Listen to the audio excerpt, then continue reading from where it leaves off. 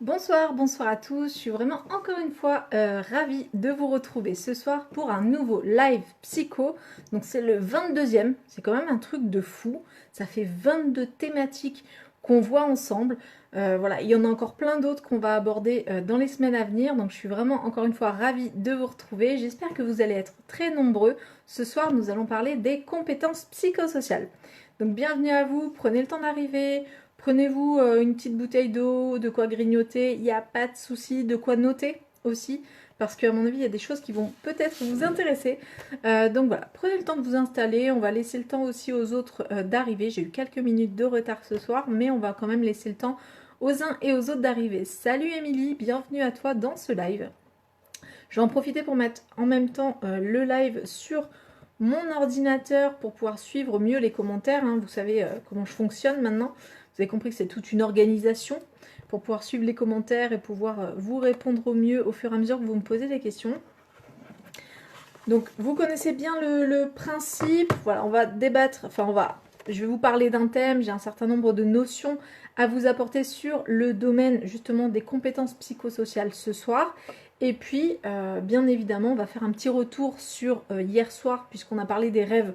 Donc moi, ce qui m'intéresse, c'est de savoir si vous avez rêvé, si vous avez fait des rêves particuliers, si vous avez testé une ou deux techniques que je vous ai données en fin de live. Donc voilà, c'est le moment de m'en parler, le temps que je me mette un petit peu en place. N'hésitez pas vraiment à partager votre expérience d'hier soir. Sur les rêves, en général, on rêve toujours un petit peu plus quand on a fait un live ou une soirée sur la thématique des rêves. Donc n'hésitez pas à partager avec nous ce soir. Ça y est, je suis connectée avec mon autre compte. Donc comme ça, je vais pouvoir suivre vos commentaires au fur et à mesure. Là, on est bien. Normalement, on est bien. Est-ce que vous m'entendez bien? Est-ce que vous me voyez bien? N'hésitez pas à me le dire dans le chat pour que je vois si le son est OK. Alors, en même temps, normalement, je devrais le voir sur mon live à moi. Alors, hop. Ok, a priori, il y a du son, il y a de l'image. Dites-moi si de votre côté, c'est OK aussi. J'espère qu'on ne sera pas trop gêné par des coupures comme on peut avoir parfois. Alors, oh, il y a des petits cœurs. Ça fait plaisir. Je ne sais pas qui m'a envoyé ces petits cœurs, mais voilà. Je prends toujours. Il n'y a pas de souci. Ok, donc ce soir, on va aborder le thème en fait des compétences psychosociales. Pourquoi on aborde ces compétences-là? Pourquoi on aborde ce thème-là? Parce que, à mon sens, ça fait partie vraiment des compétences que tout être humain doit pouvoir développer au fur et à mesure de sa vie pour pouvoir justement apprendre à mieux se gérer, faire les meilleurs choix pour soi, pouvoir vivre mieux en société, mais aussi mieux avec soi-même. Et ça fait vraiment partie de tout un champ qui est très important pour moi parce que, comme je vous disais, je suis psychologue sociale de la santé, donc le champ de la santé, ça m'intéresse. Le champ de la psychologie sociale, ça m'intéresse. Donc les compétences sociales, bien évidemment, m'intéressent beaucoup. Et puis parce que j'ai fait aussi un master en santé publique.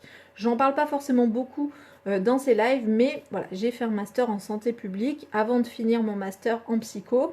Et en fait, dans ce master en santé publique, on a énormément travaillé sur justement l'éducation à la santé.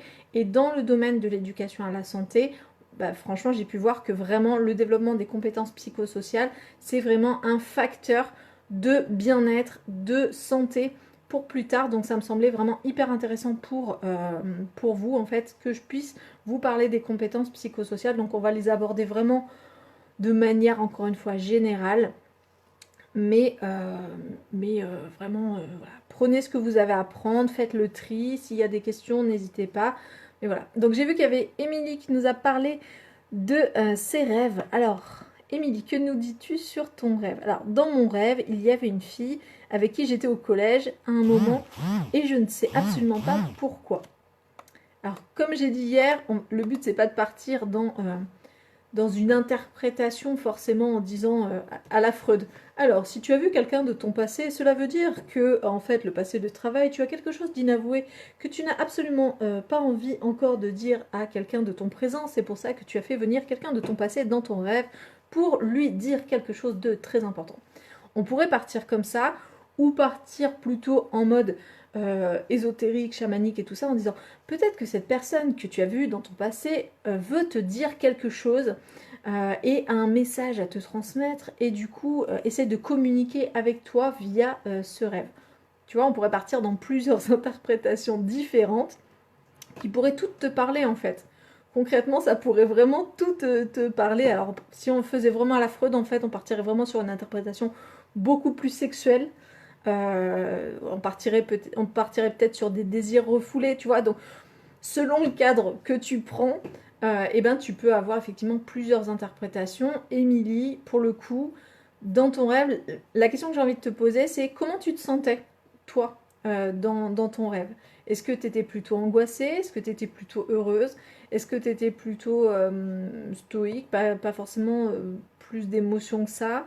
Est-ce que tu étais curieuse? Est-ce que tu étais étonnée de l'avoir là? Voilà. La question que j'ai envie de te poser, c'est plutôt celle-là. Et dans mon approche, quand on fait de l'analyse des rêves, moi, ce qui m'intéresse, c'est de savoir, ok, peu importe ce que vous ayez vu, comment vous vous sentiez à l'intérieur de ce rêve.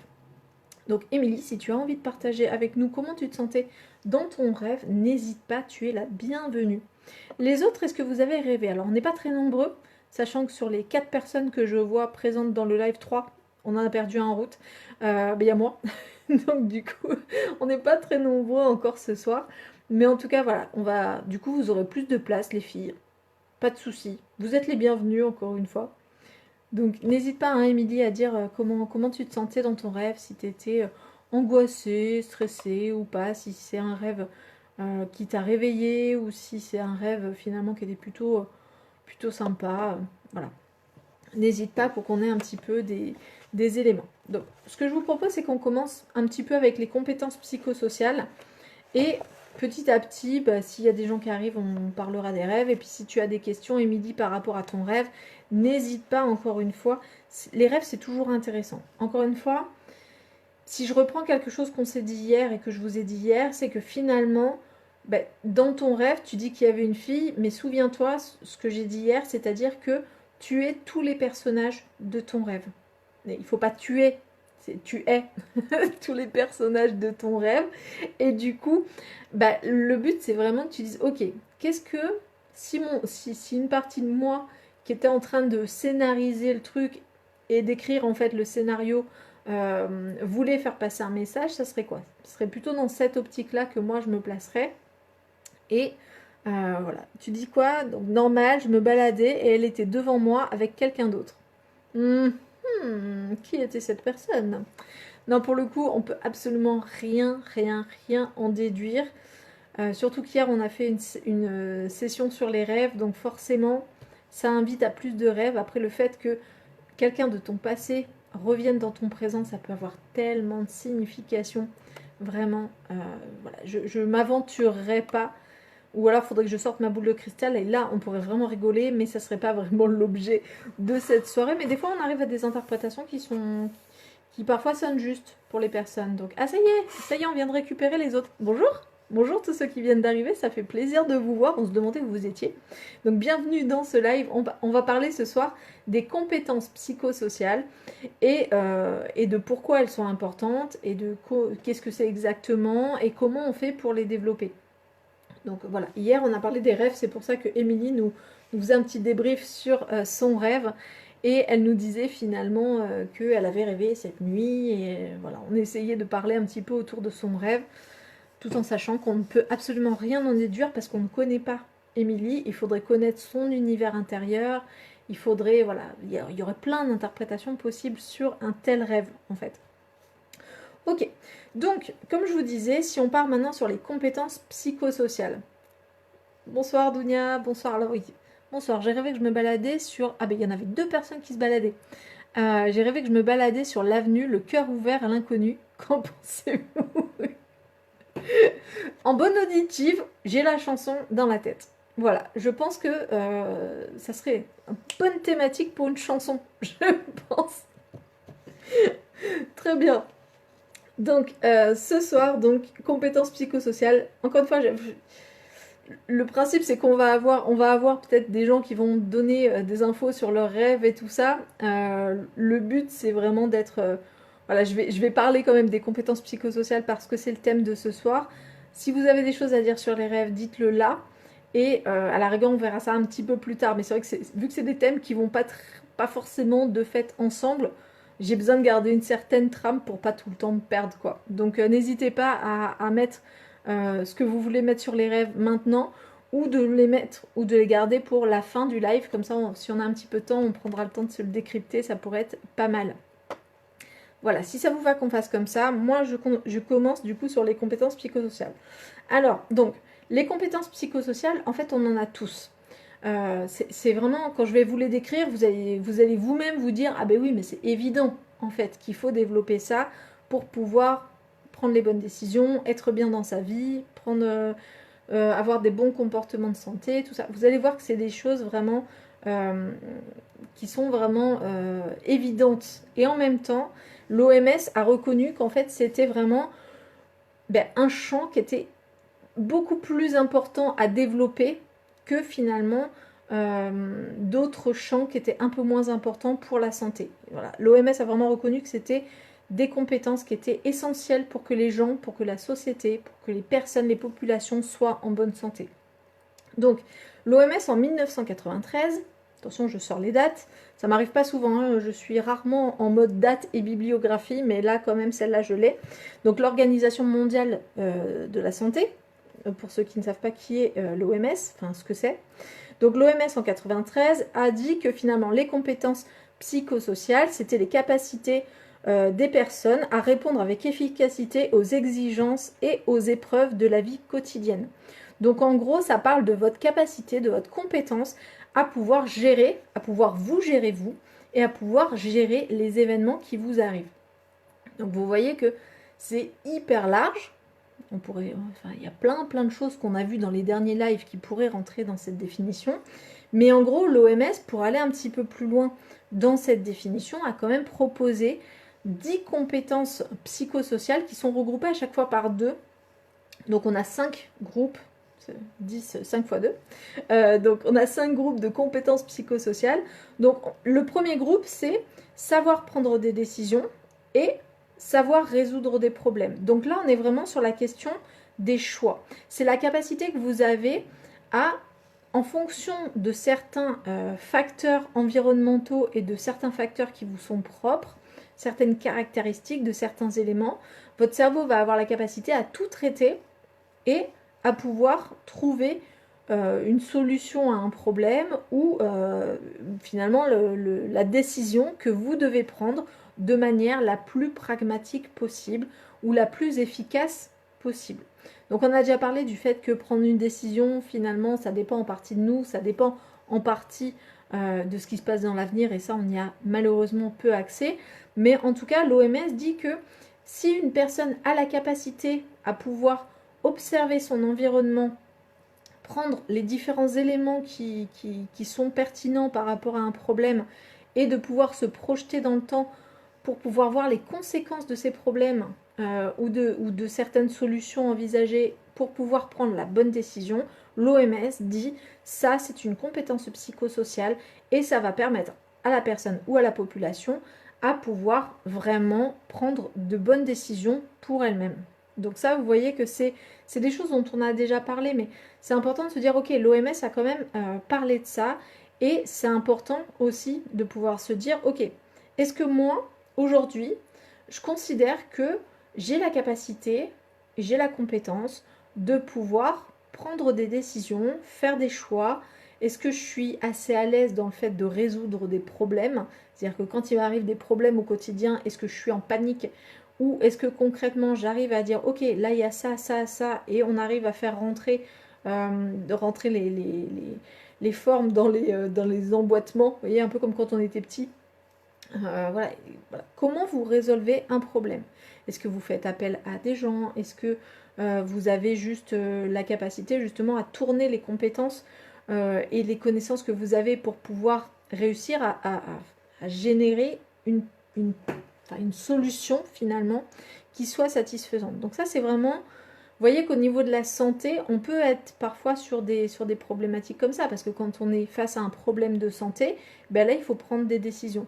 Et en fait au quotidien, on doit prendre des décisions qui sont parfois des décisions en lien direct ou indirect avec votre santé, mais on n'est pas tous égaux par rapport à ça. Par exemple, quand on a une personne qui est en mode, je sais pas, qui aurait des problèmes par exemple d'addiction, on voit que par exemple, sa capacité à prendre des décisions dans ce domaine-là est impactée. Et c'est ce qui fait que quelque part, ça ne l'amène pas à prendre les bons comportements, à mettre en place les bons comportements pour avoir une bonne santé plus tard. Donc on voit que c'est à cet endroit-là qu'on peut travailler avec les personnes, par exemple, sur les addictions pour pouvoir évoluer. Vous verrez qu'en fait, toutes les compétences psychosociales peuvent se regrouper sur des thématiques, sur des cas particuliers, mais c'est important de l'avoir en tête.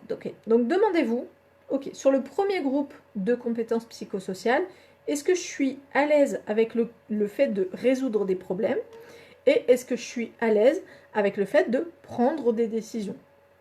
Vous voyez, ça c'est vraiment le premier duo de compétences psychosociales sur laquelle j'attire votre attention et qui est très important. Le deuxième duo qui arrive maintenant, j'espère que vous prenez des notes quand même.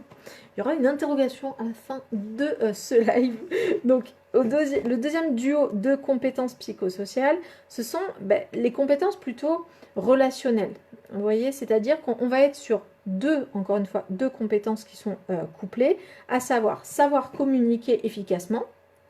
Donc là, vous voyez que si vous êtes un pro de la communication non violente, comme je vous l'ai apprise dans un des lives, du coup, à ce moment-là, vous avez upgradé votre niveau par rapport à ça, c'est-à-dire que vous allez être capable de communiquer sur vos opinions, vos émotions, vos besoins. Voilà, ça va upgrader votre niveau. Donc, est-ce que vous êtes à l'aise sur le fait de savoir communiquer efficacement? Et la deuxième compétence psychosociale qui est reliée à ce groupe relationnel, c'est est-ce que vous êtes habile au niveau des relations sociales? C'est-à-dire, est-ce que vous avez la capacité de vous faire des amis, de créer des liens autour de vous qui soient des liens positifs et de pouvoir maintenir ces liens positifs dans le temps? C'est ça qu'on appelle les habiletés relationnelles. Donc c'est vraiment, demandez-vous, si je regarde ma manière de communiquer, est-ce que finalement quand je parle, j'ai l'impression que les gens me comprennent? Est-ce que j'arrive facilement à obtenir finalement ce que je demande ou au moins d'avoir une réponse à ce sujet-là? Ou est-ce que finalement à chaque fois j'ai l'impression que je parle chinois et que les gens ne comprennent pas? Donc ça va parler de justement savoir communiquer efficacement. Et puis la deuxième habileté, c'est les habiletés relationnelles. La question c'est est-ce que je me sens capable ou est-ce que quand je regarde mon environnement social, est-ce que finalement j'ai des amis? Est-ce que j'ai des gens sur qui je peux compter, qui peuvent compter sur moi? Des relations positives en tout cas. Et est-ce que j'ai des capacités pour pouvoir les créer et les maintenir? Voire les arrêter. Arrêter une relation, c'est aussi une habileté relationnelle. Voilà, le but c'est vraiment d'arriver à gérer ces relations. On est vraiment là-dedans. Donc ça c'est le deuxième groupe de compétences psychosociales selon l'OMS. Le troisième groupe, c'est la question plus émotionnelle. C'est-à-dire, est-ce que je suis dans la capacité, 1, de gérer mon stress, 2, dans la capacité de gérer mes émotions. Et donc ça, encore une fois, on est clairement sur ce que je vous apprends dans certains des lives sur les émotions, c'est-à-dire que déjà pour réussir à gérer une émotion, il faut savoir la connaître et la reconnaître. Et puis après, il faut savoir en apprendre quelque chose, c'est-à-dire quelle est l'information derrière, et ensuite pouvoir vraiment permettre à cette émotion, une fois qu'elle a transmis son information, de pouvoir se digérer, de pouvoir passer à autre chose, de pouvoir s'évacuer. Parce que le but, c'est pas de garder une émotion forcément et de la maintenir dans le temps. Si une émotion est maintenue dans le temps, c'est que concrètement, le message n'est pas passé. Vous voyez, on est vraiment là-dessus. Si vous êtes en colère super longtemps, c'est que vous n'avez pas encore appris ce que vous devez apprendre de cette information-là. Donc, vous voyez que dans ce groupe-là, on est vraiment sur le versant émotionnel. On est sur le versant de ce que vous ressentez, de votre ressenti. Et ça peut être tout à fait intéressant de travailler dessus si vous n'êtes pas à l'aise avec. Alors pour ceux qui se posent la question de se dire ouais mais du coup quel lien ça a avec la santé, quel lien ouais mais gérer ses émotions, quelque part c'est aussi être en bonne santé, parce que subir ces émotions, très clairement, ça va donner lieu à des compensations, ça va donner lieu à des troubles psychiques, ça va donner lieu à des difficultés relationnelles et sociales. Enfin bref, vous voyez à quel point les émotions peuvent avoir une importance à plein de niveaux dans notre vie. Et puis en plus, encore une fois, si on fait durer une émotion trop longtemps ou si elle est vraiment trop présente, de la même manière que le stress, eh ben, il y a des effets clairement pour la santé. C'est-à-dire, on peut déclencher des ulcères, je sais pas, il y a plein de troubles qui sont liés au stress ou qui sont liés aux émotions. Donc, vous voyez qu'il y a un impact réel sur la santé. Donc, finalement, vouloir être en bonne santé, c'est aussi, finalement, se dire, ok, où est-ce que j'en suis de mes émotions et de ma gestion de mes émotions et de mon stress. Donc ça, c'est important à avoir juste à l'esprit. Donc, je crois que nous sommes à la quatrième groupement selon l'OMS de compétences psychosociales. Donc celles-là, elles sont plus sur le lien à soi et le lien aux autres. C'est-à-dire qu'on va être dans avoir conscience de soi. On a parlé de la connaissance de soi sur un des lives, mais vraiment on est là-dessus. C'est-à-dire avoir conscience de soi, être connecté finalement à ses émotions, à son ressenti, à son fonctionnement, le connaître un peu, pouvoir prédire presque ses réactions, parce qu'on se connaît bien en fait, donc on a une bonne conscience de soi, on sait que certaines situations nous font du bien, certaines autres situations nous font pas du bien, et du coup c'est ce genre de connaissance de soi, de conscience de soi qui va vous amener finalement à aller vers des comportements de santé qui vont être beaucoup plus harmonieux, beaucoup mieux gérés en tout cas, parce que du coup vous n'allez pas vous mettre dans des situations qui ne sont pas bonnes pour vous. Alors, Amdi nous dit, petite info qui a peut-être été donnée hier, pas sûr que j'étais pas dispo, garde oblige, ok. Le sommeil s'organise en cycle d'environ 90 minutes, ouais, constitué en sommeil lent, léger, lent, profond, paradoxal, qui est la phase des rêves, ouais, ça on l'a vu. Où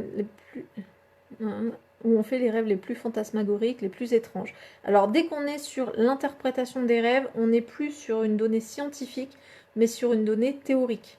Attention à ça. Les cycles contiennent principalement du lent profond en début de nuit, mais en revanche, la fin de nuit contient beaucoup de paradoxal, ouais, tout à fait, donc contenant plus de rêves. Conclusion, si vous voulez faire des rêves bizarres, faites la grasse mat. Ok, ça c'est intéressant, effectivement. J'ai pas parlé des séquences dans une nuit, mais je vous ai quand même dit que vous rêviez au moins entre 4 et 6 fois par nuit. Effectivement, c'est pas également réparti au début de la nuit. C'est pour ça que si vous voulez être reposé, il vaut mieux se coucher plutôt tôt, en fait. Mais voilà, effectivement, il y a une organisation qui est pas homogène des phases de sommeil dans la nuit. Et vous aurez compris que c'est des histoires de cycle. Tout est ok pour moi dans ce que tu viens de dire, Amdi, à part le côté les rêves fantasmagoriques et les plus étranges, parce que ça, pour le coup, sauf si vraiment tu as des données scientifiques là-dessus, et je parle vraiment de données scientifiques, mais dès qu'on est dans l'interprétation des rêves et dans la caractérisation des rêves, on est plus sur un champ théorique que sur un champ scientifique pur, en fait. C'est difficile de prouver ce genre de choses. Mais sinon, sur le reste, effectivement, ça vient bien compléter ce qu'on avait dit hier. Donc, merci Amdi pour ce petit complément d'information. C'est toujours intéressant, hein. Dans tous les cas, quand vous intervenez, moi, je suis ravie. Hein. Quand vous intervenez, moi, ça me va très bien. Voilà, le but, c'est juste de pouvoir dire les choses avec en prenant le cadre en fait de ce qu'on se dit en fait. Là effectivement il y a des choses que je peux valider, il y en a d'autres un peu moins, mais dans le global on est effectivement sur des informations hyper intéressantes. Donc on continue pour ça. Donc j'avais parlé du couple avoir conscience de soi, et celle-là va avec, c'est-à-dire le fait d'avoir de l'empathie pour les autres. C'est-à-dire que vous allez avoir conscience de vous-même, ça c'est la première partie, mais vous allez aussi avoir conscience de l'autre, de son fonctionnement, de son état émotionnel, de là où il en est, de son rythme. Donc ça, c'est vraiment, vous voyez qu'on est sur une histoire de lucidité, quelque part, sur soi, et lucidité sur l'autre. Donc en fait, quelqu'un qui serait totalement renfermé sur lui-même, probablement qu'il aurait une difficulté à être dans l'empathie par rapport à quelqu'un d'autre. Et on pourrait se dire en quoi le fait de ne pas être dans l'empathie peut impacter la santé. Ben, concrètement, si vous êtes incapable d'être dans l'empathie, ça impacte vos relations sociales et vos relations sociales impactent votre état de santé. De manière vraiment... en fait, on ne se rend pas compte à quel point le côté social est hyper important pour notre santé, mais clairement, quelqu'un qui est seul, c'est quelqu'un qui potentiellement peut aller plus facilement mal, parce qu'on a besoin, nous sommes des êtres sociaux, on a besoin d'échanger, on a besoin d'évacuer nos émotions, on a besoin de se créer aussi des émotions en vivant des choses avec les autres, et ça, l'empathie nous aide à ça, clairement, puisque ça crée du lien entre vous et les autres. Donc, demandez-vous où est-ce que vous en êtes par rapport à ça. Est-ce que vous avez conscience de vous, vraiment? Est-ce que vous vous connaissez bien? Est-ce que vous avez la sensation de pouvoir presque prédire finalement votre fonctionnement, votre réaction par rapport à une situation? Ou est-ce que finalement c'est un peu flou tout ça et vous avez l'impression que finalement vous avez des réactions que vous comprenez pas vraiment ou que vous maîtrisez pas? Et puis, est-ce que vous avez de l'empathie pour les autres? C'est-à-dire, est-ce que vous êtes capable de savoir, en regardant quelqu'un ou en étant un peu avec quelqu'un, dans quel état émotionnel il est, voilà. Et ça c'est la notion d'empathie. Comme je vous disais, j'en ai déjà parlé, mais la notion d'empathie, c'est quelque chose qui se développe très très tôt chez les enfants. Donc c'est quelque chose que vous avez depuis très très longtemps, mais qu'on a tendance à brider, c'est-à-dire qu'à certaines phases de vie, on est plus intéressé à soi qu'aux autres, et puis il y a d'autres phases où ça revient, bien évidemment, mais c'est quelque chose qu'on peut travailler dès la petite enfance. De toute façon, toutes les compétences psychosociales, et il y a beaucoup de programmes qui vont dans ce sens, toutes les compétences psychosociales peuvent se développer très très tôt dans la vie d'une personne, et je vous invite vraiment, même si vous êtes déjà des adultes, à travailler sans arrêt vos compétences psychosociales pour pouvoir justement vous permettre d'être en meilleure santé aujourd'hui et plus tard. Donc le dernier groupe de compétences psychosociales, donc toujours selon l'OMS, c'est avoir une pensée critique. Donc ça veut dire déjà de pouvoir se connaître, mais aussi de pouvoir se remettre en question. Et remettre en question aussi ce qui vient de l'extérieur, l'environnement. C'est-à-dire que quand on vous dit quelque chose, que vous ayez la capacité de dire, en fait, ça me parle pas, ça vraiment, j'y crois pas. Ou alors, est-ce que tu as des preuves de ce que tu es en train de dire? Ou vous voyez, on est vraiment sur développer le sens critique, qui va aussi avec le fait de développer une personnalité aussi, clairement. Et puis, la deuxième compétence psychosociale qui va dans ce groupe-là, c'est avoir une pensée créatrice. C'est-à-dire avoir la capacité justement à générer des solutions, à générer des hypothèses, à générer, à créer des choses, à imaginer. Voilà. Vous voyez que finalement, quand on regarde toutes ces compétences psychosociales, il y en a certaines qui se recoupent et pour lesquelles on voit très bien qu'il peut y avoir facilement des liens, puisque là je vous dis que finalement il faut avoir la pensée créatrice, et tout à l'heure j'ai parlé de résolution de problèmes. Pour résoudre un problème, il faut pouvoir générer des solutions, donc il faut pouvoir avoir une pensée créatrice pour pouvoir faire ça. Mais pour pouvoir pour pouvoir résoudre un problème, il faut peut-être aussi avoir la capacité de savoir communiquer avec son environnement pour pouvoir aller chercher les ressources que eux ont et que nous on n'a pas. Donc voyez que finalement, selon le contexte dans lequel vous êtes, selon la situation que vous avez besoin d'aborder et à laquelle vous avez besoin de trouver une solution par exemple, en fait le truc c'est que ça va demander, en fait ça va faire appel à plusieurs compétences psychosociales. Et en gros, si vous avez un bon niveau dans l'ensemble des compétences psychosociales, normalement vous devriez avoir une meilleure santé, une meilleure vie sociale, une meilleure qualité de vie tout court. Donc c'est vraiment une promesse hyper ambitieuse, pour le coup, les compétences psychosociales.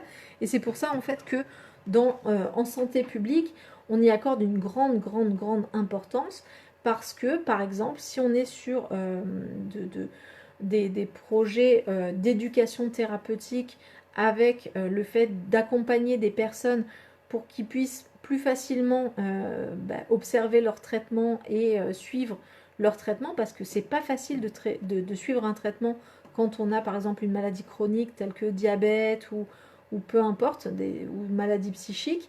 Alors, encore plus pour les maladies psychiques, je pense, parce que selon la maladie, voilà, ça vient quand même perturber le cognitif, et du coup, des fois, on peut avoir des perturbations dans la notion de temps. Donc, comment prendre un médicament quand déjà on ne sait pas si on est le matin, le soir, ou si on a déjà pris les médicaments, ça devient un petit peu compliqué. Mais en tout cas, vous voyez que finalement, je ne sais plus ce que je disais, mais en tout cas, les compétences psychosociales, elles sont hyper importantes dans l'éducation thérapeutique, et que selon les profils des personnes, on va renforcer soit la capacité à pouvoir se connaître pour finalement les diabétiques par exemple, pour qu'ils puissent ressentir la sensation de faim, de satiété, qu'ils puissent s'écouter, qu'ils puissent se respecter, choses comme ça. Et puis peut-être que pour quelqu'un qui serait dans une maladie un peu plus psychique, peut-être que ça sera la capacité à pouvoir gérer ses émotions et son stress, par exemple, même si gestion du stress et des émotions, ça marche aussi pour les diabétiques, parce que ça influence aussi la gestion du sucre. Donc, vous voyez que finalement, en éducation thérapeutique ou pour des questions de santé, on peut avoir bien évidemment affaire à toutes ces compétences psychosociales. Moi, en tant que psychologue, je suis aussi dans le champ de la santé, au sens, encore une fois, de l'OMS, puisque pour l'OMS, la santé, c'est vraiment défini de manière large, c'est-à-dire qu'on va avoir la santé au niveau physique, psychique et social. C'est vraiment les trois pôles qui sont reliés pour l'OMS à la santé. Et souvent, on pense à la santé, on pense qu'au physique. Mais en fait, si vous êtes en mauvaise santé affective, par exemple, et ben en fait, ça affecte aussi votre niveau, votre qualité de vie et votre santé en général. Il n'y a qu'à voir un chagrin d'amour et vous pouvez être sans dessus-dessous et que ça perturbe votre alimentation, votre sommeil, et ça peut tout bouleverser. Pareil pour la santé sociale, si vous êtes au chômage, que vous n'avez pas d'argent ou que vous vivez dans la rue ou peu importe, et ben en fait ça peut bien évidemment impacter votre qualité de vie, votre santé au sens large.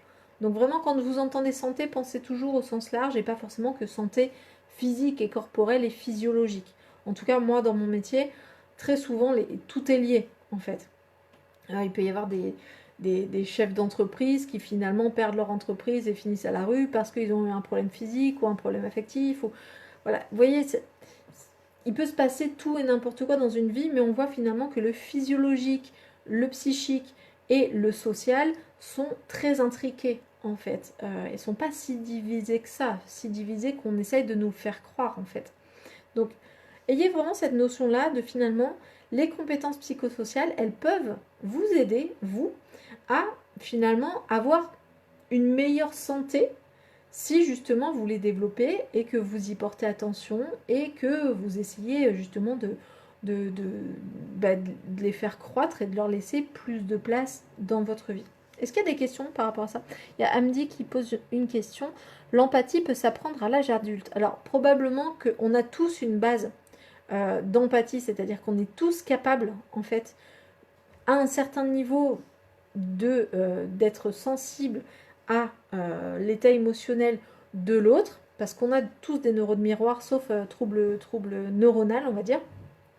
Donc on a tous cette capacité-là, mais parfois cette capacité est totalement biaisée en fait par nos croyances, notre fonctionnement. Par exemple, quelqu'un qui serait dépressif, et ben en fait la notion d'empathie vient quasiment plus, parce que concrètement, voilà, ça dépend. Là j'ai fait une généralité, mais ça dépend. Mais en tout cas, on peut avoir des personnes dépressives qui ne peuvent plus être dans l'empathie, parce que tout simplement, la phase de dépression peut très bien les amener à se replier totalement sur elles, et du coup, elles sont tellement repliées sur elles qu'en fait elles ne peuvent plus percevoir les traits émotionnels des autres, et à la rigueur tant mieux, parce que si elles pouvaient percevoir la douleur chez les autres, peut-être qu'elles souffriraient encore plus. Donc il y a vraiment ce truc là. Donc est-ce que l'empathie peut s'apprendre à l'âge adulte? Bien évidemment, on en a déjà parlé, il me semble, quand on a parlé de CNV et quand on a parlé de... Je crois qu'on avait parlé dans 2 lives différent. Ah, dans l'assertivité aussi, on en avait parlé.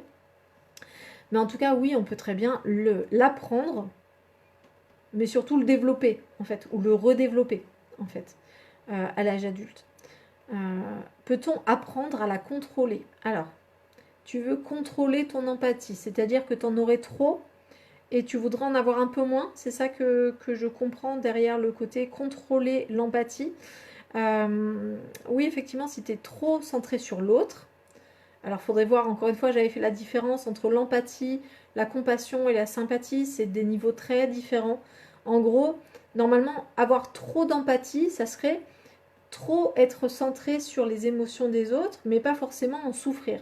Si vous souffrez de ce que les autres peuvent ressentir, vraiment souffrir, vous êtes peut-être dans la compassion. C'est-à-dire que quelque part, vous êtes une éponge à émotions, et dans ce cas-là, votre cerveau cherche des émotions peut-être à l'extérieur pour se sentir vivant, pour avoir une occasion de ressentir des émotions, mais qui ne sont pas les nôtres, qui sont celles de l'autre.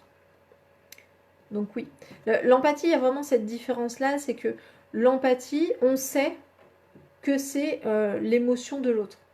C'est-à-dire que on peut avoir une petite phase où on se pose la question, où on n'a pas forcément toujours le déclic tout de suite du fait qu'on est en train de raisonner par rapport à l'émotion de l'autre, mais assez rapidement, quand on est dans l'empathie, on peut se rendre compte en fait que c'est l'émotion de l'autre. Et ça, c'est la vraie empathie. C'est l'empathie, on va dire, l'empathie du thérapeute. C'est-à-dire que je peux être très bien touchée par ce que me dit mon patient, mon client, mon patient, ça dépend de quel cadre on parle, mais en tout cas, je peux être touchée par ce que me dit la personne en face de moi.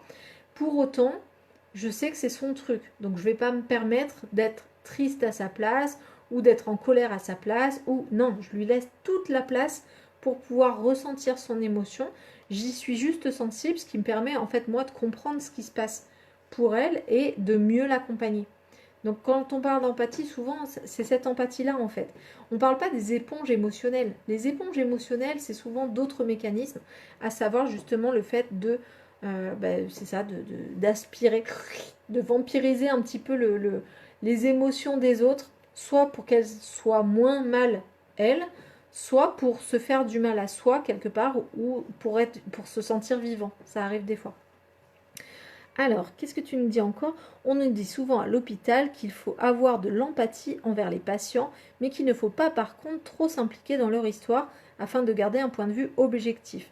C'est exactement ça, c'est ce que je disais, c'est l'empathie du thérapeute, l'empathie de l'accompagnant, c'est-à-dire qu'il faut savoir être sensible à ce qui se passe à l'intérieur de l'autre pour pouvoir savoir où il est, parce que c'est une information importante, parce que c'est une information sur son état de santé, mais il ne faut pas s'impliquer dans l'histoire, c'est-à-dire il ne faut pas commencer à vouloir se mettre à la place de l'autre, ce qui est la compassion en fait. La compassion, c'est ça, c'est on se met à la place de l'autre. Souvent, il y a cette notion de l'empathie, c'est se mettre à la place de l'autre. C'est s'y mettre, mais à titre d'observateur ou d'explorateur éventuellement, mais on ne ressent pas les trucs à la place de l'autre, en vrai.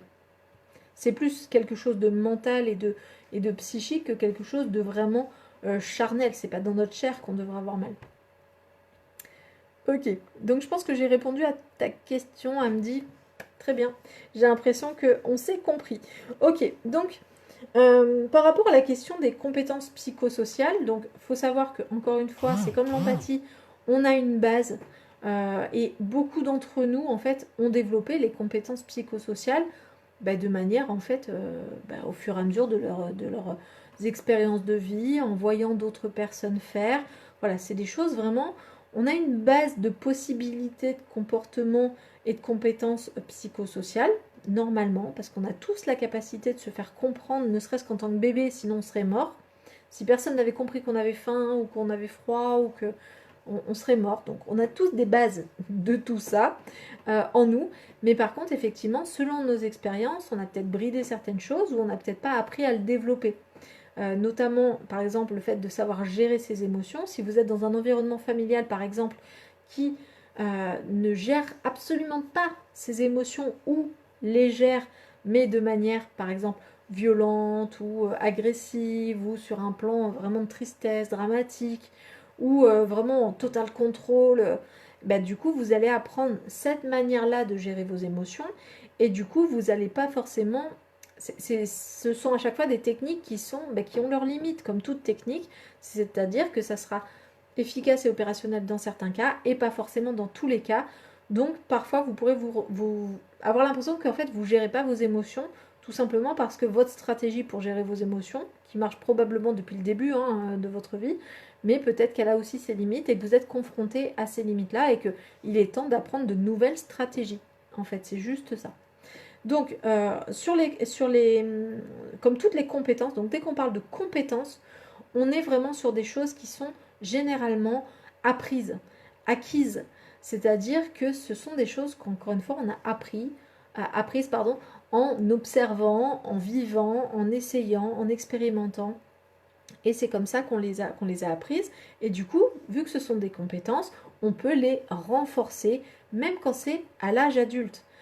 Très souvent, les programmes qui sont faits pour développer les compétences psychosociales, j'ai pas mal cherché justement, je me suis replongée dans mes plans de santé publique et dans mes ressources et mes ressourceries de santé publique pour préparer cette soirée.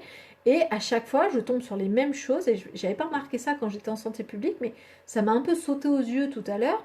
C'est-à-dire que, en fait, quand on est sur le champ des compétences psychosociales, très souvent, on parle de développer les compétences psychosociales chez l'enfant, développer les compétences psychosociales chez l'adolescent, éventuellement chez le jeune adulte, mais jusqu'à 20-25 ans éventuellement, mais après on n'en parle plus, comme s'il était plus question de les développer, ou éventuellement en éducation thérapeutique, quand les gens sont malades, mais c'est un peu comme si une fois adulte on est censé les avoir. Eh ben non, en fait en cabinet, concrètement, moi j'ai plein de personnes qui viennent me voir et pour qui justement ce qui bug c'est une des compétences psychosociales. Et je trouve ça vraiment dommage qu'on finalement qu'on oublie les adultes, voire même les adultes un peu plus avancés en âge, dans ce développement des compétences psychosociales, parce que ce sont des choses qui, comme toutes les compétences, ont besoin d'être rafraîchies, d'être agrémentées,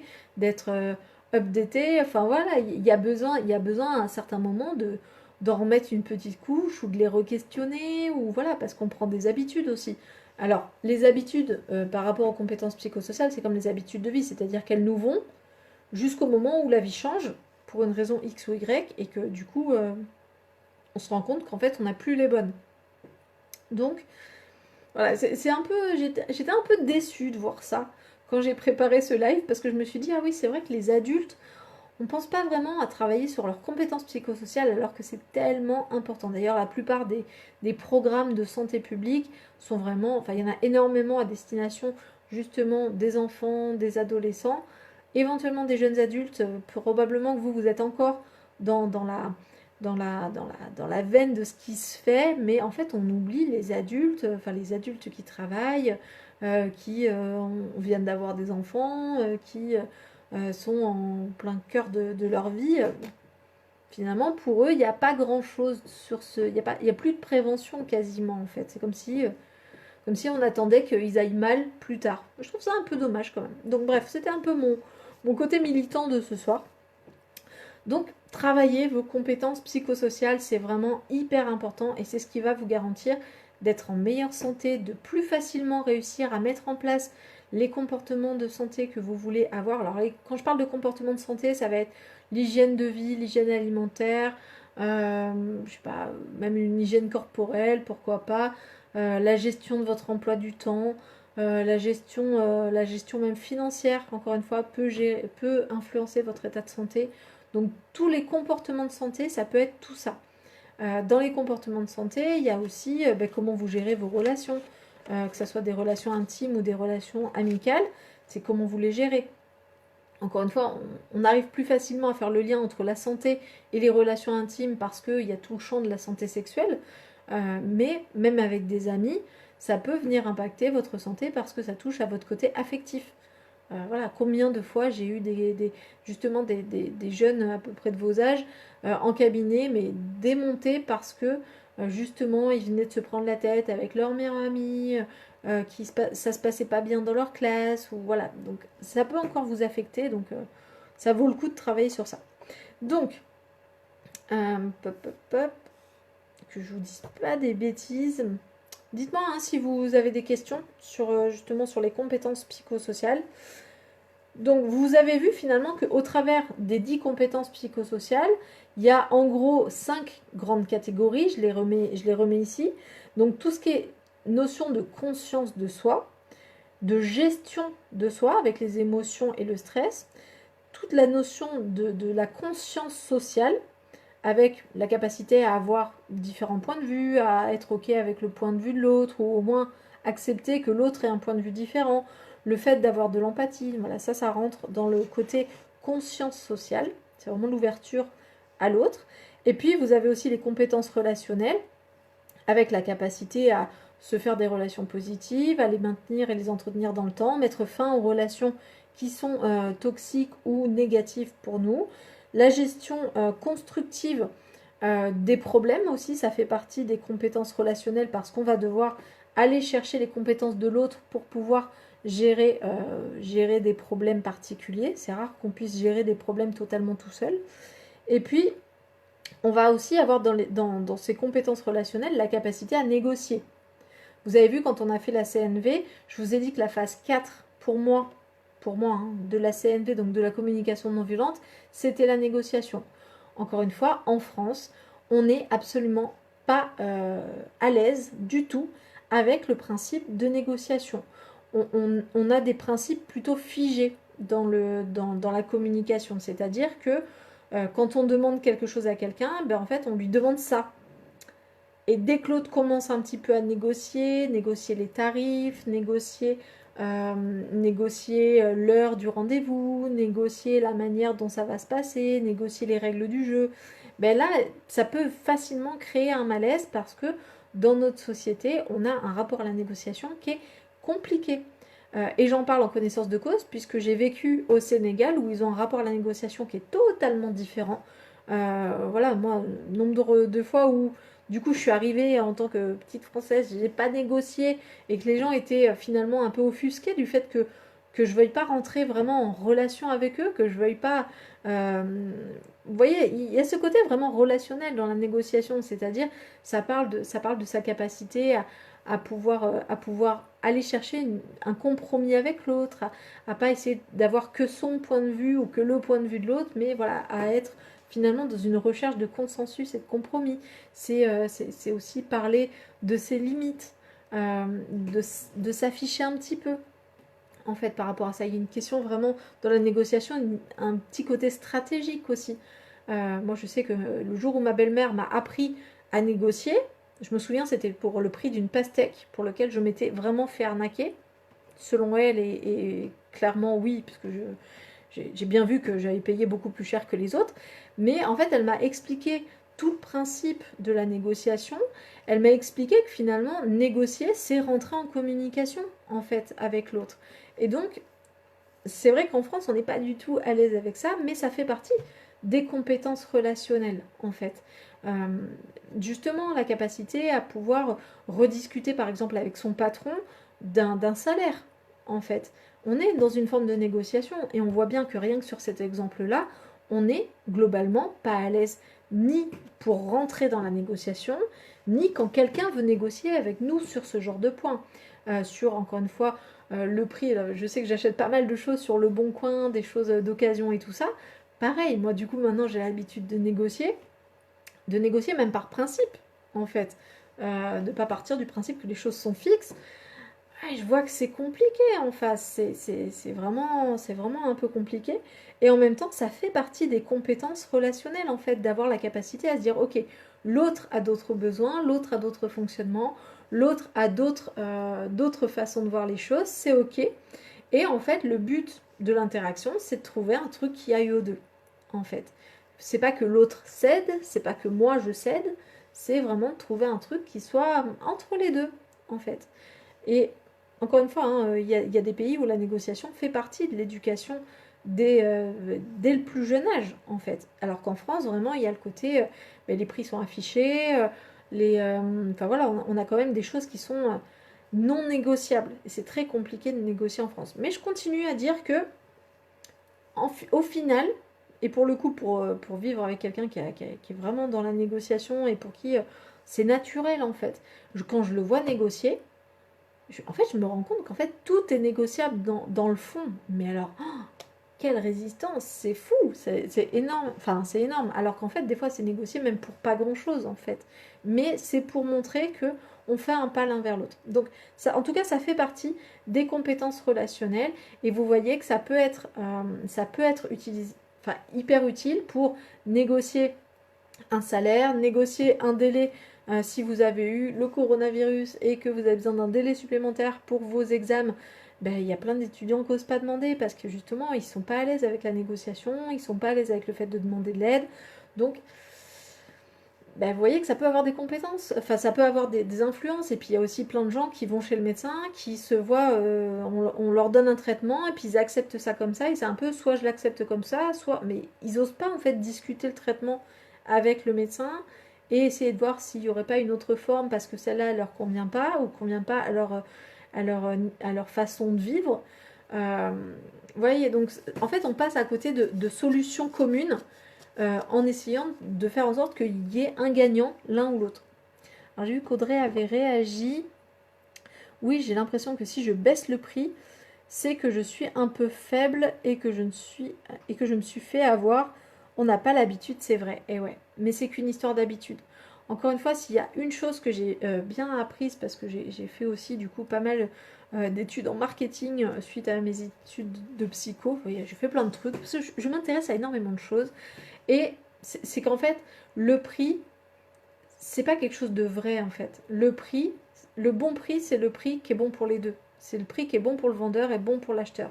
Et très souvent en France, on a un prix qui est pas totalement bon ni pour l'un ni pour l'autre en fait. Et ça vaut le coup des fois de se tester, à se dire ok en fait je vais essayer finalement d'apprendre à négocier de manière à ce que si un jour vous en avez vraiment besoin, bah, je sais pas, si un jour vous êtes en galère pour payer votre loyer, bah, vous aurez peut-être besoin d'aller voir votre propriétaire et demander une remise, un échéancier, des choses comme ça. Si vous arrivez en mode s'il vous plaît, je suis désolée, je m'en sors pas, nan, nan, nan, bah, vous vous mettez quand même dans une posture qui est particulière, qui est une posture asymétrique, alors que si vous arrivez juste droit dans vos bottes en disant voilà, bah, en ce moment effectivement j'ai des difficultés financières, moi je vous propose ça, vous me proposez quoi? Et bien là en fait on peut être dans une forme de négociation. Et c'est vraiment cette capacité à négocier, c'est une capacité à se positionner et à s'autoriser à exister en fait, dans ses besoins, dans son mode de fonctionnement, voilà. Mais vous voyez bien que là sur ce genre de compétences là, en France on n'est pas aidé parce que ça fait pas du tout partie de notre culture et que c'est compliqué. Mais mine de rien, savoir négocier, c'est une vraie compétence. Il y a une autre compétence qui est celle de demander de l'aide, qui est un petit peu reliée à la négociation. C'est-à-dire quand vous êtes en difficulté, le fait de pouvoir demander de l'aide auprès d'un professionnel, auprès d'un ami, auprès de la famille, auprès d'un inconnu, et bien c'est pareil, ça fait partie des compétences psychosociales. Et vous comprenez bien que cette compétence-là, elle est très importante pour moi en tant que psychologue, parce que très souvent, il y a des gens qui sont en réelle détresse et qui n'osent pas demander de l'aide. Et ces lives-là sont en partie ils ont en partie une vocation de pouvoir aider les personnes à demander de l'aide. Parce qu'on sait très bien que quand on ne connaît pas la tête de la psy qu'on va voir en cabinet, et ben du coup c'est un peu intimidant. Alors que là, voilà, vous voyez que je suis quelqu'un de à peu près normal. Même si je suis un peu bizarre parfois, mais concrètement je suis moi. Et du coup, bah, j'espère que ça va aider certaines personnes à demander de l'aide si elles en ont besoin. Je sais que ça en a aidé quand même pas mal parce que bah, je vous ai rencontré en entretien, je vous ai accompagné un petit peu pour certains. Et je sais que ces lives-là ont eu cette vocation-là, donc j'en suis vraiment ravie. En plus de vous distribuer du contenu et d'échanger avec vous, ce qui est vraiment super pour moi pour le coup et pour vous j'espère aussi. Mais en tout cas ils ont vraiment pour vocation, et le fait d'aller dans les CTU au début avant le confinement c'était exactement ça aussi, c'est le fait d'aider les personnes à développer leur capacité de demander de l'aide en fait. Et j'espère vous transmettre quelque chose de cet ordre là, parce qu'en fait Demander de l'aide, c'est pas évident. Ça demande de pouvoir assumer, de pouvoir faire face à ces difficultés suffisamment pour pouvoir les exposer à quelqu'un. Ça demande aussi de pouvoir mettre des mots dessus. Ça demande aussi de pouvoir identifier qui on va aller voir pour aller demander de l'aide, parce que demander de l'aide, il y a demander de l'aide à n'importe qui, puis demander de l'aide à la bonne personne, et c'est pas exactement la même chose. Et si vous ne demandez pas de l'aide à la bonne personne, et des fois ça peut être encore pire après. Donc voilà, j'essaye vraiment d'aller vous aider en fait dans ce processus-là pour ceux qui en ont besoin, mais vous vous rendez bien compte que demander de l'aide, c'est une vraie compétence psychosociale. Et on est vraiment dans quelque chose qui me tient vraiment à cœur, et je sais que c'est très difficile pour certains. Donc voilà. Tous ceux qui y arrivent d'ailleurs en général, notamment quand c'est des étudiants, quand c'est des personnes un peu jeunes, hein, les personnes un peu plus âgées selon le profil, je le fais aussi. Mais à chaque fois en général, je ne sais pas si certains pourront attester, mais en général je félicite vraiment ces personnes d'avoir réussi à passer le cap, parce que je sais que c'est compliqué et je sais combien ça coûte, et combien ça coûte de faire la démarche et de l'assumer, de venir et d'exposer son problème. Et il y en a qui m'ont vraiment parlé de problèmes vraiment très importants pour eux, et du coup je sais que ça demande, et c'est vraiment très courageux, ça demande vraiment pas mal de courage en fait. Ok, on en parlait cet après-midi avec mes deux sœurs, qu'on avait du mal à parler de nos problèmes, même entre nous. C'est difficile de faire le premier pas. Alors quand c'est entre sœurs, ça peut être encore pire. Parce que justement, il y a d'autres enjeux affectifs. Et c'est là où je vous disais, des fois, il faut trouver la bonne personne, en fait. Selon le problème, il y a des problèmes dont il vaut mieux pas parler avec des personnes trop proches, parce que vous risqueriez de ne pas être compris, d'être un peu mis sur le carreau, d'entacher finalement une relation qui marchait bien comme ça, et c'est peut-être pas juste le bon moment en fait. Moi je sais que dans ma vie, il y a eu des périodes qui ont été difficiles, notamment parce que je vous parle. Moi j'ai pas de problème avec, avec le fait de vous parler, mais je vous ai déjà dit qu'un de mes enfants était sourd. Et du coup, pendant la grossesse, on était parti sur le fait de ne pas parler de cette surdité, parce qu'on le savait en fait.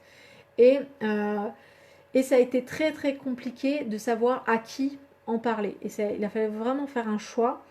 Et il m'est arrivé d'en parler à une personne, et clairement, cette personne n'était pas dans l'empathie. Hein, voilà. Pourtant, elle était psy, mais elle n'était pas dans l'empathie parce qu'on était amis. Et du coup, elle est partie direct en compassion. Elle était hyper triste. Et en fait, je passais plus de temps à la rassurer et à la consoler que finalement à m'occuper de moi et de ma santé, de la santé de mon bébé. Donc, vous voyez, c'est ce genre de cas que ça peut créer. Et j'imagine, là je viens de parler de moi, mais j'imagine que il y a plein de personnes enfin pas plein de personnes qui regardent ce live, parce qu'on n'est pas si regardé que ça, faut pas exagérer, mais en tout cas, il y a plein de personnes qui ont pu passer par cette étape-là, où finalement, on veut bien parler des fois, mais on ne sait pas forcément à qui. Et c'est pas forcément évident. L'avantage d'aller voir un professionnel, c'est que normalement, il est outillé pour ça. Il n'y a pas d'enjeu relationnel. Si du jour au lendemain, ça vous convient pas, vous le plaquez, normalement, il vous en voudra pas. Il va pas mal dormir le soir. Il n'y a pas de souci là-dessus. Bon. Après, si vous dites vraiment, si vraiment vous envoyez aucun message pour dire que vous arrêtez, et des fois il peut s'inquiéter quand même un peu. Hein, nous sommes des êtres humains. Mais voilà, même le fait là de vous parler de moi et des problèmes que j'ai vécus, c'est aussi une invitation à pouvoir vous aider à parler de vous et de votre vécu. Alors peut-être pas dans le chat ni rien, mais à en parler. C'est une vraie compétence de pouvoir finalement parler de soi et de ses problèmes. Alors moi je suis plus dans ces problèmes, donc c'est encore un peu différent, mais vous voyez un peu ce que je veux dire. Je trouve ça un peu paradoxal, parce que le principe même de la négociation, c'est quand même d'avoir le dernier mot. Non. Et non, pas forcément. Alors que pourtant, on reste ouvert à la solution que propose l'autre. En fait, la vraie négociation, je ne parle pas de l'extorsion ou de l'arnaque. Parce qu'il y en a des fois, ils essayent de nous arnaquer, mais c'est pas de la négociation, en fait. Euh, quand on négocie, à la fin, on ne veut pas forcément avoir le dernier mot. En fait, on veut avoir une solution qui soit OK pour les deux, en fait. Peut-être que toi, effectivement, Hamdi, tu es dans cette idée-là d'avoir le dernier mot, mais dis-toi que c'est pas forcément l'objectif de la négociation, c'est peut-être ton objectif à toi. Mais il y en a plein, hein, qui ont cet objectif-là. Mais parce qu'on est dans une histoire de rapport de pouvoir, alors que dans la vraie négociation, on n'est pas dans un enjeu de pouvoir, on est dans un enjeu de solution. Et c'est pas du tout la même chose, en fait. Mais je comprends ce que tu veux dire quand il y a cette histoire d'avoir le dernier mot et tout ça. En fait, je sais pas si tu es déjà allé justement au Maghreb, en Afrique, dans ces pays-là pour lesquels la négociation pose moins de problèmes, par exemple, qu'en France. En fait, on sent que le but, c'est pas forcément d'avoir le dernier mot. Des fois, le but de la négociation, c'est de passer un bon moment, d'échanger. Moi, ça m'est arrivé au Sénégal, par exemple, de négocier pendant une demi-heure et qu'à la fin, le vendeur, il a passé un tellement bon moment et moi aussi, que finalement, il me laisse partir avec le truc comme ça et ça pose pas de problème parce on en sort tous les deux grandis, on a passé un bon moment et rien que pour ça, ça valait le coup d'échanger. Puis des fois, même moi, je donne quelque chose, ça peut m'arriver aussi. Donc, tu vois, le principe, c'est d'avoir le dernier mot. Non, c'est le principe de la négociation commerciale, éventuellement, à la française. Mais on n'est pas forcément dans le vrai côté négociation. Par exemple, négocier quand il y a un problème entre des patrons et des syndicats, le but c'est pas d'avoir le dernier mot, c'est de trouver la meilleure solution possible entre les parties en présence. Tu vois, c'est pour ça que négociation, là tu le rattaches à quelque chose d'avoir le dernier mot. C'est un type de négociation ou c'est un type de posture qu'on peut avoir dans la négociation, mais c'est pas forcément le bon en fait. En tout cas, c'est pas le seul, clairement. Ok, donc Audrey nous dit oui, le professionnel est une personne plus neutre. Ouais, effectivement. Alors qu'un proche, effectivement, on ne sait pas comment il va réagir, être dans l'émotion, etc. Ouais. Encore une fois, ça dépend de la problématique et ça dépend aussi ça dépend de ce qu'on veut aborder et ça dépend du proche, en fait. Clairement. J'imagine que vous avez tous dans vos proches des personnes avec qui vous n'aborderiez jamais certains sujets. Par exemple, l'argent, par exemple, la question de vos relations intimes ou la question. euh, donc, c'est juste de savoir finalement à qui je parle et de quoi. Et puis surtout, est-ce que cette personne peut faire quelque chose pour moi? Parce que clairement, vous pouvez vous épancher auprès d'une copine sur un problème d'argent, par exemple. Mais qu'est-ce que cette copine peut faire à part juste vous soutenir, ce qui est déjà vachement bien, hein. Si elle vous soutient, elle fait déjà une partie hyper importante de son job quand même. Mais concrètement, elle ne vous trouvera pas forcément une solution, elle ne pourra pas forcément vous prêter d'argent, euh, voilà, elle peut même se sentir super mal parce que du coup, elle peut pas faire grand chose pour vous. Donc, voilà, c'est à voir. Alors, Amdi, tu dis non, non du tout, mais du coup, vu qu'il y a un décalage entre le moment où tu écris dans le chat et le moment où moi je parle, du coup, je ne sais pas à quoi ça fait référence, mais peut-être que t'es jamais. Peut-être que c'était au fait, est-ce que tu es déjà allé au Maghreb ou en Afrique? Peut-être. C'est peut-être ça la question à laquelle tu réponds non, non du tout. Je ne sais pas. Ok, Audrey, tu nous dis, oui, après on connaît nos proches, est-ce qu'on peut leur dire ou pas? C'est exactement ça. Et puis des fois on se trompe aussi, hein, je veux dire, concrètement, ça peut arriver. Mais en tout cas, pour revenir sur les compétences relationnelles, vous voyez que cette notion de négociation et de capacité à demander de l'aide sont très très très importantes, en tout cas dans nos métiers à nous, hein, qui sont des métiers de relation d'aide. Clairement, on travaille énormément sur la capacité à demander de l'aide et vous imaginez bien pourquoi on travaille sur ça avec des enfants ou des adolescents. C'est parce que ça fait partie des périodes de vie où demander de l'aide, c'est compliqué parce qu'ils sont petits ou ils sont jeunes. On ne peut pas dire qu'un ado soit petit. Euh, et que finalement, encore une fois, ils ne savent pas forcément à qui demander, ils ne savent pas à qui faire confiance. Les adultes, il y a un rapport tellement asymétrique des fois entre les adultes et les enfants qui soient vraiment enfants ou qui soient ados, que des fois ils n'osent pas forcément demander de l'aide, même quand ils sont dans des situations vraiment vraiment très critiques. Donc c'est pour ça qu'on travaille avec eux sur ça. Mais moi je reste persuadée que même à votre âge ou même chez des personnes beaucoup plus âgées, la capacité à demander de l'aide, c'est pas quelque chose qui est simple. Parce que justement, on est dans une société qui responsabilise énormément les gens, c'est-à-dire que si on est dans la galère, quelque part c'est toujours un peu de notre faute, donc on doit l'assumer, donc Vous voyez, il y a un peu ce côté-là aussi dans notre société. Alors, ce qui est bien, parce que du coup, on est très responsable de ce qu'on fait et on est très autonome très tôt. Mais du coup, sur le côté demander de l'aide, des fois, on est un petit peu en galère. Bon, il y a des gens qui sont plus en galère que d'autres, hein. Il y en aura toujours qui n'auront pas de problème à aller demander de l'aide à une assistante sociale, à une psy. Voilà, des gens pour qui ça va être très simple. Peut-être parce que leurs parents sont dans le métier ou que ils ont vu leurs parents justement demander de l'aide et que c'est naturel, qu'ils ont entendu des choses sur la demande d'aide dans leur enfance et que ça pose pas de problème, qu'à un moment donné, quelqu'un leur a apporté de l'aide et qu'ils ont vu que ça se passait bien et du coup, bah, ils ont eu une expérience qui leur permet de le refaire. Mais en tout cas, voilà. C'est pour ça aussi que je vous invite tous, là, si vous avez un peu des difficultés à demander de l'aide, à le faire, à pas hésiter, notamment parce qu'il y a quand même un dispositif du Crous pour ça, donc, puis il y a d'autres dispositifs aussi, hein, en tant qu'étudiant, vous avez quand même pas mal de dispositifs à, euh, à disposition, donc n'hésitez pas parce que en le faisant, en acceptant d'apprendre à demander de l'aide maintenant, eh ben, ça sera capitalisé pour plus tard. Et peut-être que plus tard, eh ben, il y aura moins de dispositifs et on va moins vous le rappeler que vous pouvez demander de l'aide.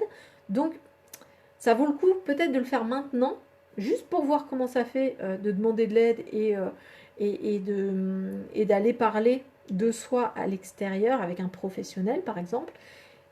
Juste pour prendre l'habitude de se dire, bah, en fait, je peux demander de l'aide, en fait. Ça va, il n'y a pas mort d'homme, ça dit rien de moi et de mon incapacité à gérer ma vie et d'être irresponsable et tout. Non, bah, enfin, je veux dire, on a tous besoin d'aide à un moment donné, tous, tous, tous. D'accord? Moi, j'ai eu besoin d'aide à certains moments sur plein de plans, que ce soit médicaux, machin. Voilà, parce que je suis un être humain. Vous avez besoin d'aide probablement pour certaines choses. Vos parents aussi ont eu besoin d'aide à certains moments, même si vous ne le savez pas et même si vous ne vous en doutez pas. Voilà, vos profs ont eu besoin d'aide à certains moments. Vos assistantes sociales ont eu besoin d'aide à un moment donné. Je veux dire, nous sommes des êtres humains, hein, donc c'est normal de pouvoir demander de l'aide. Et il se trouve que vu qu'on vit en société, c'est un peu le principe en fait. Sinon, ça n'aurait aucun intérêt. Pourquoi on est en société? Parce qu'encore une fois, on est trop fragile tout seul. Je repars sur ma métaphore en fait, quand on vient au monde, on n'a pas de griffes. Enfin, si, les bébés ont des petites griffes, ça pique un peu, mais bon, ça ne peut pas les protéger. On n'a pas de grandes dents comme des loups ou comme des chiens. Ou, voilà, on n'a pas finalement, en termes de moyens de défense, on n'a pas grand chose, quoi. Nous, notre moyen de défense, c'est d'être plusieurs et d'essayer de collaborer pour trouver des solutions. Un peu comme les fourmis, en fait. Les fourmis, dans les fourmilières, ben, leur atout, c'est vraiment d'être ensemble et de travailler ensemble et de chercher ensemble à monter des choses. Et voilà, c'est leur façon de faire, en fait. Un être humain tout seul, eh ben, c'est compliqué. C'est compliqué. Alors maintenant, on a plein d'outils et de techniques pour rendre les choses beaucoup plus simples. On a accès à énormément de choses. On n'est pas obligé de tout faire soi-même maintenant, hein. Maintenant, Internet et Google, Google est votre meilleur ami, hein. Vous pouvez pallier à la présence de gens en utilisant Google, mais n'empêche que ce sont des gens derrière qui font tout ça. Donc quelque part, vous avez besoin de l'aide de ces gens-là pour subvenir à vos besoins. Donc parfois, ça vaut juste le coup de se dire, ok, demander de l'aide, en fait, c'est quelque chose de naturel et c'est peut-être même une bonne chose. Parce que quelque part, quand vous demandez de l'aide à quelqu'un, vous aidez vous, mais peut-être que vous aidez aussi cette personne en donnant aussi du sens à sa journée, à sa semaine, à sa vie aussi. Je sais que par exemple, moi, quand les gens viennent me demander de l'aide, ben, ça donne du sens à mon métier. Ça donne je me dis, bah, effectivement, je suis pas là pour rien.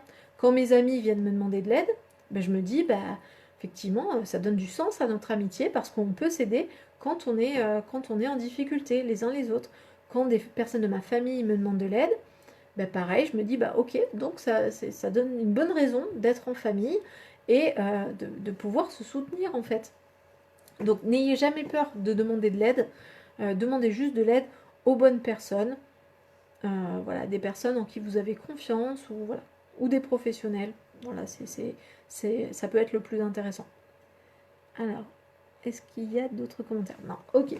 Donc, il y a vraiment ça. Donc, je vous ai parlé donc, dans les 5 domaines. Alors, c'est peut-être vu comme une faiblesse de se dire qu'on n'est pas capable de surmonter telle ou telle situation. Mais en fait, on n'est pas censé surmonter telle ou telle situation tout seul. Concrètement, ça serait avoir une espèce de complexe de supériorité, de penser qu'on est capable de tout gérer seul. Absolument pas. La société, effectivement, nous fait croire ou nous fait penser que nous sommes responsables de tous nos actes et que on doit assumer tout ce qu'on fait et tous nos actes de manière autonome et responsable et seul. On doit assumer seul. Bah oui, mais en même temps, on est des êtres humains, nous sommes des êtres sociaux et nous ne sommes pas conçus pour gérer les choses seuls. Moi, je le vois, par exemple, j'ai 4 enfants. Encore une fois, je vous parle beaucoup de moi, mais ce sont des exemples. J'ai 4 enfants. Quand je suis au Sénégal avec mes 4 enfants, bah, du coup, les 4 enfants, on les gère ensemble, avec toute la famille, avec la grand-mère, avec la tante, avec finalement tout le quartier, parce que finalement, il y a une vie de quartier avec des choses qui s'organisent comme ça. Et puis, voilà, c'est très différent. En France, quand je suis en France, je dois m'occuper seule et être responsable seule de mes enfants. Et si je demande de l'aide, effectivement, des fois, il y a ce regard un petit peu de oui, mais t'as fait des enfants quand même, t'es censé les assumer. Vous voyez, il y a ce regard-là, effectivement, qui est une construction sociale, qui va pas de fait et de soi, en fait. Sauf que, du coup, moi, ce que je fais, c'est que bah, si je sais que je vais avoir besoin d'aide justement pour m'aider à garder les enfants, notamment quand je fais les lives ou choses comme ça, bah, du coup, bah, je m'entoure avec des personnes qui comprennent ce point de vue et à qui je sais que je vais pouvoir leur demander ça ou avec qui on va pouvoir échanger, en fait, partager ce genre de service, en fait. Donc c'est vraiment, quand je vous dis, finalement, avoir la capacité à avoir autour de soi des relations positives, c'est aussi des relations positives qui vont vous permettre aussi de satisfaire vos besoins. Bien évidemment, on est vraiment sur... on n'est pas ensemble pour être ensemble, en fait, on est ensemble pour satisfaire à nos besoins. Notre besoin de sécurité, notre besoin d'échanger, notre besoin de grandir, de connaître des choses, notre besoin de partager, notre besoin affectif. Voilà, mais n'empêche que ça parle de nos besoins. Est-ce qu'on est égoïste pour autant? Pas forcément plus que ça, en fait. C'est juste que notre cerveau est configuré pour ne penser qu'à nous et utilise la présence des autres pour combler nos besoins. Mais ça reste quelque chose pour nous. Donc oui, est-ce que c'est vu comme une faiblesse? Ça peut être vu comme une faiblesse, mais dans ce cas-là, si quelqu'un, à la rigueur, si quelqu'un te trouve faible parce que tu n'es pas capable de surmonter une telle situation, il a le droit de te trouver faible, il a le droit d'avoir ce positionnement-là, et toi, tu as le droit d'en avoir un autre, en fait. Il suffit que tu t'entoures des personnes et que tu oses demander de l'aide aux personnes qui verront pas ça forcément comme une faiblesse, en fait. Et tu verras qu'avec la CNV, si tu n'as pas vu mon live sur la communication non violente, d'ailleurs c'est un live sur la communication générale, et puis après je parlais beaucoup de la communication non violente, je t'invite à aller le voir parce que pour le coup, je donne une vraie technique pour pouvoir aborder tous les sujets avec n'importe qui, notamment pour demander de l'aide, en fait. Donc ça peut être un très bon exercice pour réussir à demander de l'aide à n'importe qui. Après, ce que les autres pensent de ce que toi tu es ou ce que tu n'es pas par rapport au fait que tu demandes de l'aide, ça les regarde, en fait, ça les concerne. C'est à toi aussi d'accepter que les autres aient une autre opinion que celle que tu peux avoir. C'est pour ça que je vous dis, ça demande quand même des compétences psychosociales, ça demande vraiment de travailler sur soi, et c'est un travail sur soi, en fait. C'est un développement personnel qui permet vraiment d'être plus à l'aise, de pouvoir poser les choses.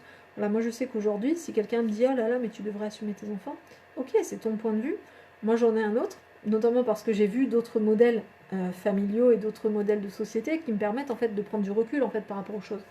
Mais concrètement, ça peut être intéressant justement pour toi, me dit si tu n'as pas vu ce live sur la communication, ou pour ceux qui ne l'ont pas vu, d'aller jeter un œil sur le live. Alors c'est un des premiers, donc je sais plus si c'est pas le premier ou le troisième, par là.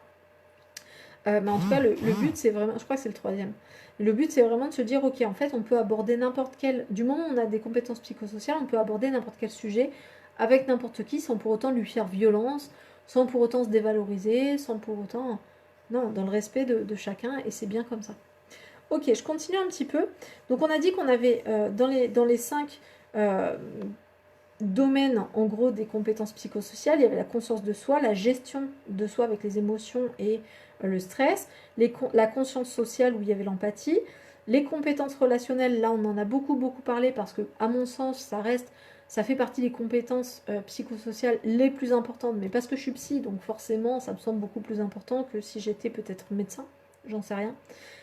Et puis le dernier champ en fait des compétences psychosociales, c'est tout ce qui est lié à la prise de décision responsable.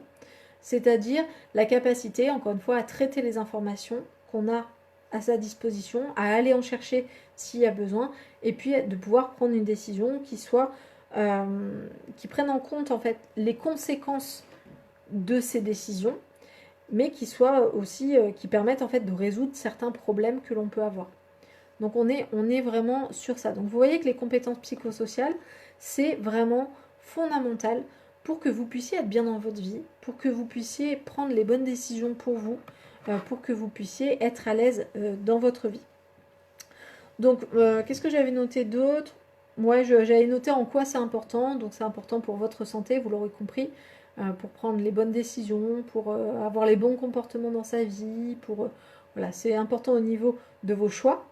Parce qu'encore une fois, si vous n'avez pas de capacité à prendre des décisions, eh ben vous ne pouvez pas faire de choix, donc probablement que vous n'allez pas faire les bons. C'est notamment les compétences psychosociales, c'est là où je vais y penser avec un patient, c'est si par exemple j'ai un patient qui arrive et qui me dit « moi je suis incapable de dire non ». Ça va être un indicateur qui me dit « ah ok ». Donc en fait, il a peut-être une incapacité déjà à détecter son propre besoin, à accepter son propre besoin et à le transmettre à l'autre. En général, ce que je fais, c'est que, du coup, déjà, je lui demande pas mal des devoirs, des tâches. Nous, on fait des prescriptions de tâches quand on est psy. En tout cas, moi, je le fais énormément parce que j'aime beaucoup cet exercice-là. En tout cas, je demande des choses entre les séances et je m'arrange en fait pour demander des choses auxquelles la personne, à un moment donné, ne pourra rien faire d'autre que de me dire non, en fait. Parce que le but pour moi, c'est vraiment de voir jusqu'où elle peut dire oui, alors qu'en fait, ça vient choquer ses valeurs. Donc, vous voyez, on est vraiment dans la thérapie provocatrice parfois. Je ne le fais pas avec tout le monde, bien évidemment, rassurez-vous. Je cible selon la manière dont la personne fonctionne, mais ça peut être une de mes stratégies. Mais en tout cas, voilà, quelqu'un qui arriverait et qui me dirait « je n'arrive pas à dire non », eh ben, on va travailler de plein de manières différentes avec l'hypnose. On va la visualiser en train de dire ce qu'elle a à dire à son patron ou à son mari ou voilà, ça peut être des choses comme ça. Des fois, on y va par petites touches aussi. Voilà, et on observe comment elle arrive à dire non à certaines personnes, comment elle arrive à mieux s'écouter aussi. Ça, c'est très important, hein, parce qu'en fait, quand vous voulez dire non, ben, concrètement, votre corps, il a déjà dit non, en fait.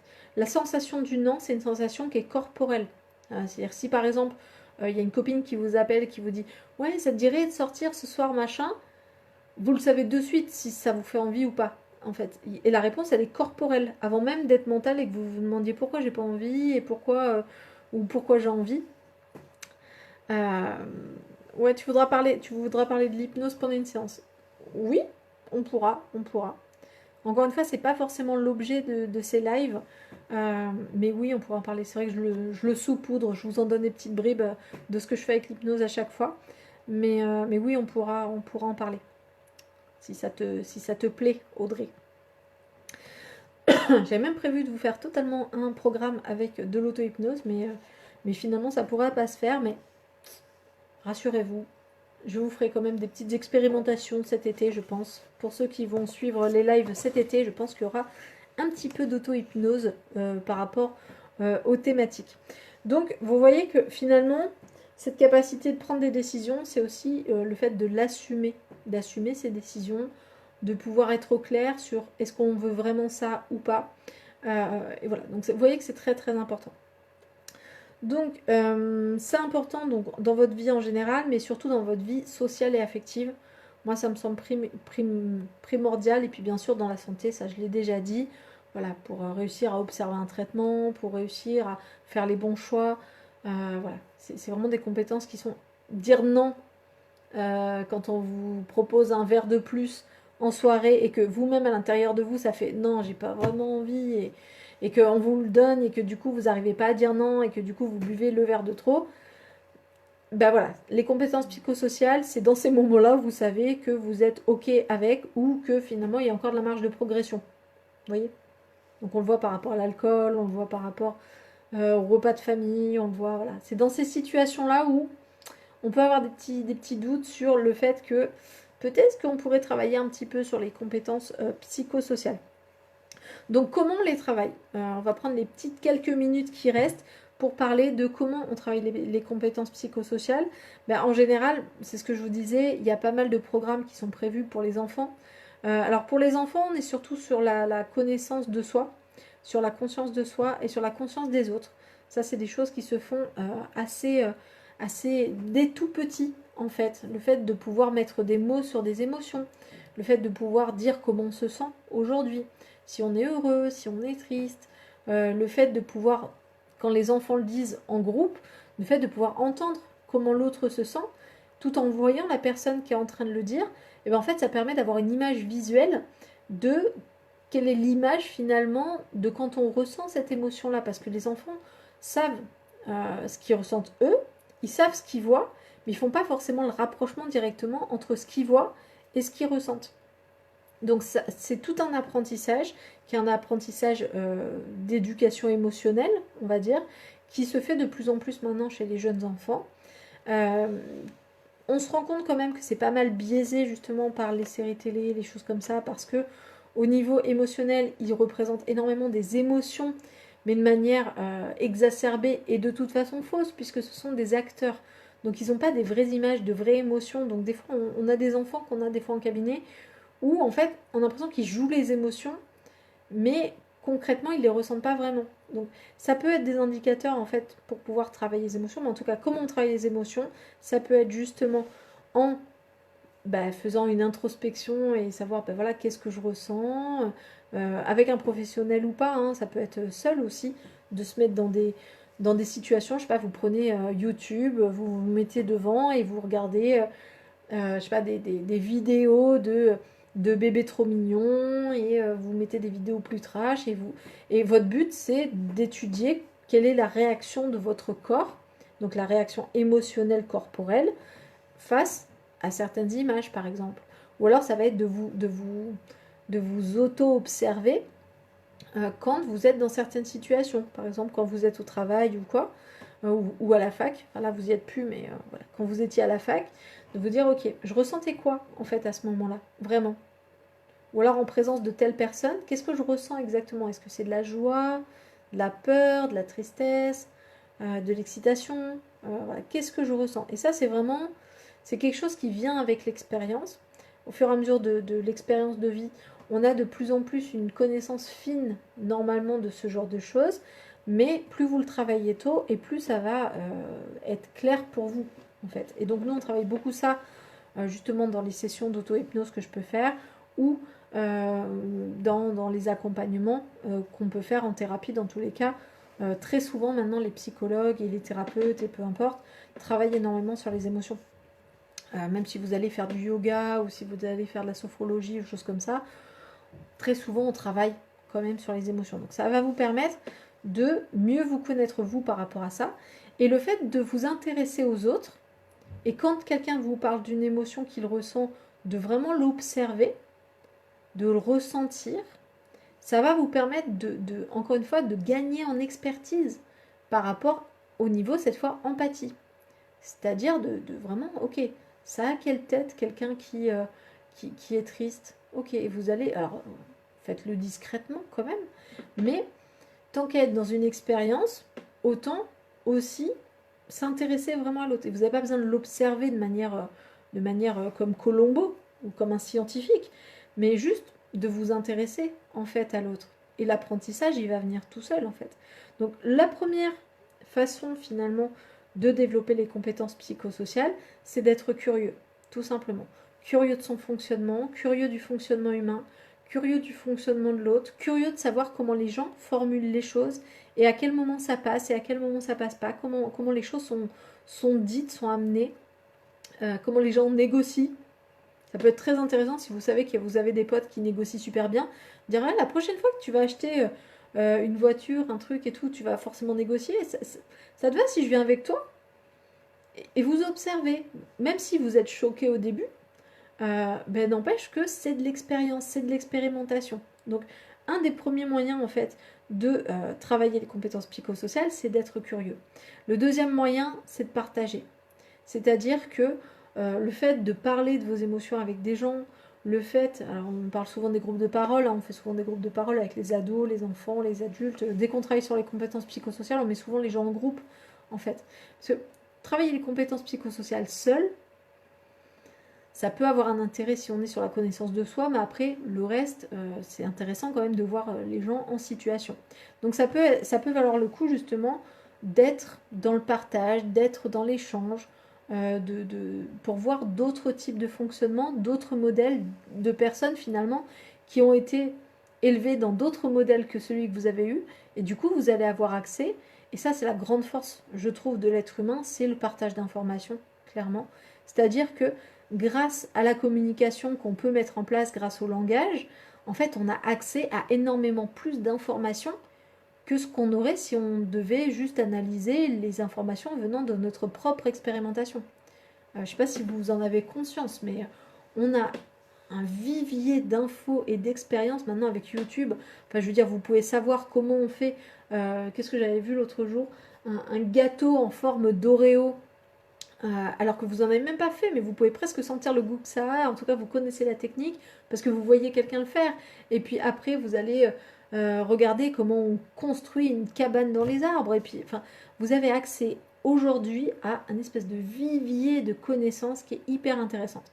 Alors, soit vous pouvez vous caler devant et juste le prendre en termes de divertissement, même si vous allez quand même en apprendre certaines choses, soit vous pouvez le regarder avec un côté plus expérimental pour le coup là.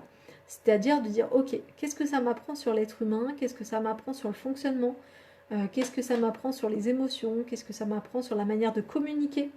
Et encore une fois, les chaînes YouTube sont un très bon moyen pour ça parce que c'est de la communication.